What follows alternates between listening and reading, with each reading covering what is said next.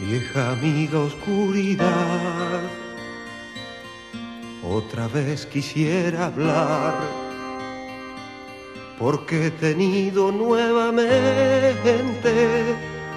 una visión que suavemente iba cambiando mi manera de pensar. La oigo hablar, la escucho en el silencio. En sueños caminaba yo entre la niebla y la ciudad, por calles frías desoladas, cuando una luz blanca y helada hirió mis ojos y también hirió la oscuridad. La vi brillar, la veo en el silencio. En la desnuda luz miré, vi 1000 personas, tal vez más,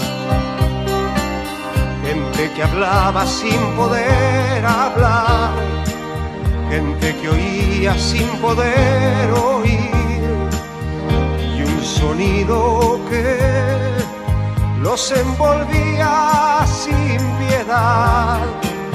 Lo puedo oír, sonido del silencio. Entonces yo les quise hablar, entonces los quise ayudar, quise sentirlos como hermanos, quise tomarlos de las manos, pero no podían despertar ni entender.